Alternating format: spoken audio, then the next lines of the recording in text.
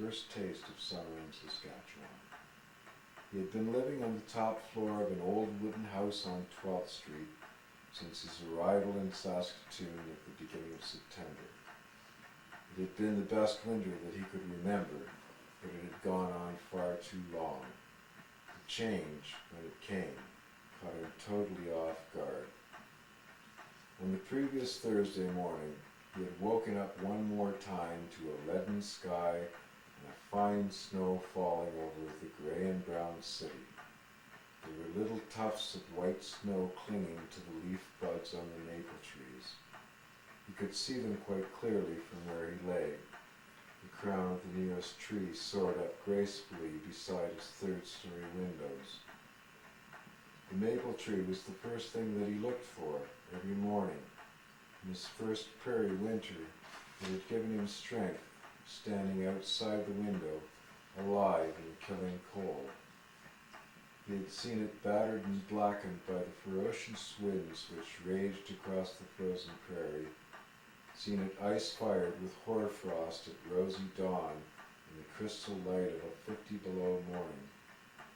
For the last month he had watched the leaf buds form and grow between each fall of fresh snow with a longing for spring that was approaching desperation. On Thursday morning, the delicate symmetry of snowflakes melting on the closed brown calyxes of the bud sheaths was lost on him. They looked like shrouds. He rolled over in bed and buried his face in his pillow. On Friday morning, when he opened his eyes, Jack Dolan discovered joy. Beyond the window, the miracle was performed. The silhouette of grey branches was furred with green before a flawlessly blue sky. He sat up abruptly and pushed the blankets out of the way. He rolled up onto his knees. He shoved the window up as far as it would go. He thrust his naked body into the opening, past his shoulders, leaning out above the lawn, looking into the tree with his hands locked onto the windowsill. The new leaves were unfurling like emerald butterfly wings in the golden glow of the sun. The air was warm and sweet with the fragrance of a fecund earth. Below, in the street, two lovely women in summer dresses strolled past, bare arms and legs freed at last from the confinement of winter. He felt the heat of desire and the sun's caress. Beyond the river, the downtown skyline shone before a limitless horizon. And he knew that he had won. He had passed the initiation of his first prairie winter. Saskatoon was home. He rose and dressed in a state of exaltation. When he switched on FM stereo, Mick and the boys were singing the Honky Tonk song. He cranked it up loud and did a pumped-up strut around his garret. When he packed up his briefcase and headed out to the Broadway Cafe, the DJ was saying that it was a blissful 17 Celsius in Saskatoon. Regina had already risen to 21. By Wednesday afternoon, the mercury shimmered at 30 degrees. The light was too bright to say what the color of the sky was. The wave of sudden heat had turned his sanctuary into an oven. He had been on the street for the worst part of a week, but he was still holding on to Saskatoon. At 3 o'clock he was hiding from the heat in Bud's on Broadway, the home of the rhythm and blues. He had been drinking since noon. At 3:30, Sherry took his drink away for falling asleep. He left the bar and lugged his briefcase the 3 blocks home up the alley behind Broadway.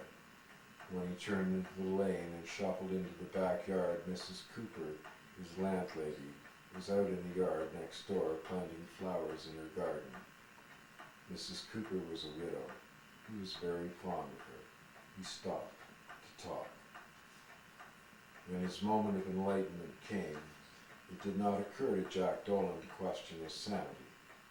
After a brief but deeply meaningful conversation, he bid her good day, with a promise to stop by with the rent at noon on Friday. He turned away and left her then, feeling like a line in a Tom Waits song. But when he crossed the lawn and stepped back out into the lane, Jack Dolan was feeling free. He lugged the briefcase the 3 blocks back to his bank at Main and Broadway. From the bank, he took a cab downtown to a travel agency. He bought a one-way ticket coach to Vancouver on Via Rail's transcontinental train, the Canadian. It was scheduled out of Saskatoon at 2 o'clock Friday morning. When he came out onto the street again, the clock was up and running. He took a cab back up over the Broadway Bridge, drifting in the seat on the sweet sensation of forward motion. The run was on. The train was 34 hours away, a long silver serpent streaming towards him through the forests of Ontario. Saskatoon was the molten glow of the South Saskatchewan River looking west from the bridge. The Pacific Ocean was Saturday morning. Natrona Island beckoned just over the horizon. A vision arose inside him of a cool green ocean below a sculpted sandstone beach with a forest of fir and arbutus trees rising up behind the tide line. Everything depended on the timing. If he made it at all, it was going to be down to the wire. There would be no time for sleep until he was safely on the train. If I stagnate, a slave am I, and whether yours or whose, why should I ask? He said it out loud, to no one in particular. The cabbie looked over at him across the seat. Are you okay, buddy? He smiled at the guy. Oh yeah, I'm just fine. The cabbie looked at him doubtfully. Oh, you're winded down, will you? It stinks like solvent in here.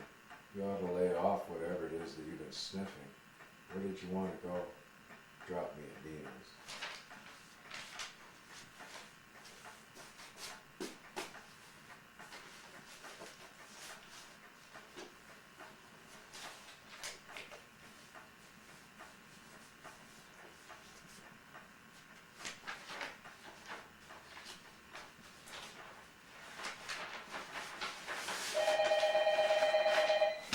That was very pleasant, Dale. Did I miss something there?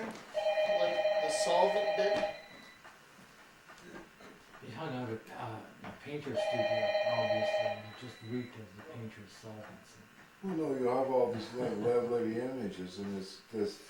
I mean, that's one of the most famous quotes in all of Western literature. It's Faust's, wager with the devil. It's Faust's reply to the devil when he accepts the wager: if I stagnate, a slave am I. And then, of course, when you quote something like that, you have to bring it back down. So it's like the cabbie says, She's getting a Escort? she's to Castle front. No, not good enough.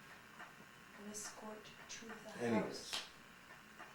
it's learning how to draw pictures with words. She can come home now, it's Yeah. 10:30. Hopefully there's They some just got imagery the in ditching there of- with trees and all that other Unless they shit, escort yeah. her to the door. Yeah. Yeah, you gotta get somebody to come Conversation with the to landlady, I or can to see that. Parliament Or she Street, comes home now.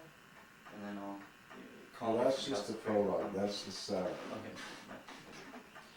The book opens Friday morning when he wakes up in the What do train, you mean you'll go meet her? and then the explanation of why he bailed out of Saskatoon is unveiled in the dialogue between these two people who are getting to know each other. No, So it's all a setup. She's gonna stay there on her own? The most powerful She's part of what I getting- read was Zach's the coming image of with the her train, right? to Parliament in Wellesley, and I'll be meeting So her. it's like he became She'll call free me from the because the image of the train. Where's Sarah? Yeah, With the cart. but I mean, just the image of, to me, one of the things that's most Canadian, this time of the year, Yeah, is just waiting for the leaves to come out, right? that's true. Yeah, I mean, that's a powerful image, Yeah, and then they do explode. yeah. But still, in what you read, the most powerful image was the train for me, as opposed to that explosion. Well, there's of some the beautiful seas. train And that's imagery. why I thought that's why you said it was the changing of the seasons, and yeah, going through that, the most powerful was the train, and that you're trying to go on to that explosion. Well, because the novel is a romance, and because it's, it starts on the train, you gotta lead everything. Well, you did it too wrong, because you took away from the explosion of the spring, that's all I can say. Yeah, well, I mean, I don't know what I'm doing. Yes, I you- still don't know what yes, I'm you doing, do. I mean, Yes, after you all do. this, You know you exactly. know. But, anyways.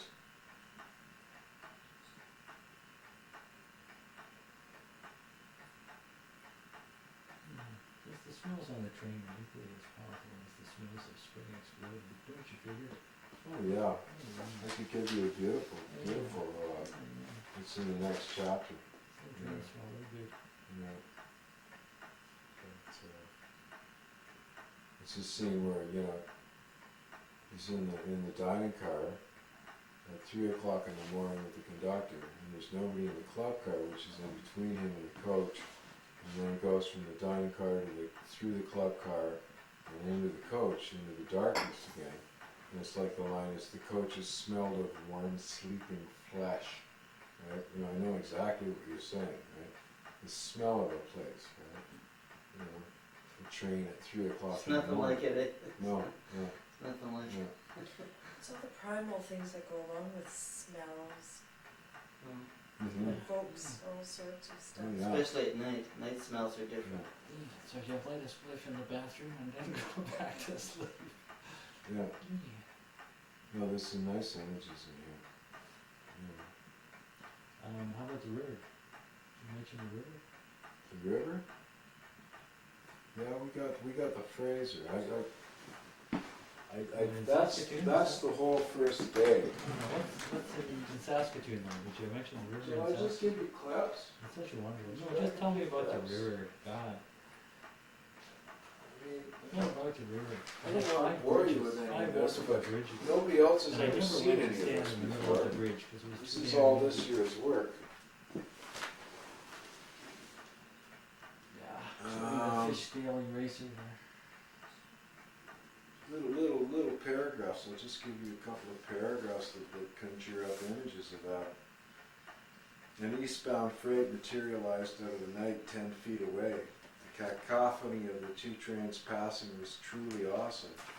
There were boxcars whipping by like flashcards. Then it was gone as suddenly as it had appeared. Right? Yeah. Yeah, that's a train. Where's the river? The river? Where's the river? Well, we can do the river too, right? What's the Yeah. river? What's the name of the river? South? The South Saskatchewan, but we don't really do the South Saskatchewan. But there's an awful lot of that around boxcars as well, just that Yeah, whole, yeah, but, you know, okay, we can give you a river. We'll give you a river, okay? He goes back to his seat, and he has a manuscript, obviously, right? So he pulls the manuscript down. You know, this is at 4 o'clock in the morning, coming down the mountain into Vancouver, right? And he's thinking about the winter that he spent writing, right? Okay. So anyways, whatever. So he's looking at his manuscript, but his eyes are too damaged to read it. He put the books back into the envelope. He replaced the envelopes in the case and closed the lid. He pushed the seat back as far as it would go. He let his eyes close.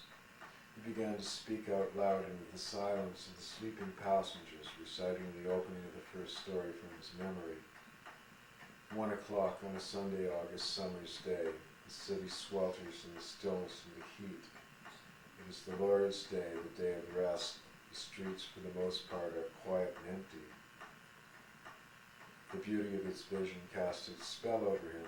The winter came swirling up out of his memory, in images of all the mornings that he had written in front of the window, staring out at the crystal city and the cathedrals shining on the far shore of the frozen river. In all of his afternoons writing in buds under the watchful eyes of the bikers, with good blues in the background and beautiful sherry to talk to. In all of his evenings safe in his sanctuary, reading and rereading while Mr. Mitchell's famous wind, gibbered and moaned under the eaves and then swept out to lash the maple trees into a frenzy. And he saw that it was good. He left his eyes closed, letting the tide of her images swirl around him, making his peace with Saskatoon. When he opened his eyes, the new day was paling with the false dawn. and lay back, feeling still inside, watching soft grey light steal into the sky behind the black silhouettes of the trees. There were little flecks of rain on the glass beside him. The Fraser River appeared. He got lost in it. There were bald eagles in the trees and blue herons fishing from the snags at the water's edge. The river widened, swollen with runoff. There were log booms and barges. The train swept along beside it, following it down toward the ocean. When he looked at his watch again, it was 7:15. Right? I mean, this is all just the prose part. 90% of it's dialogue, right? But just catching an image, right, and working it till it's, right there. I don't know. I'm having fun.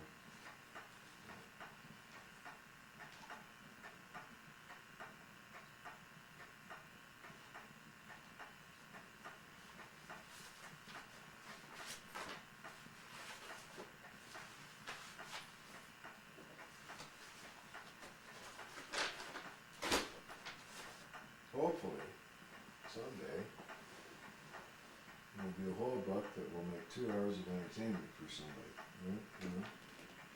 Oh, for a long army? About a quarter of the way.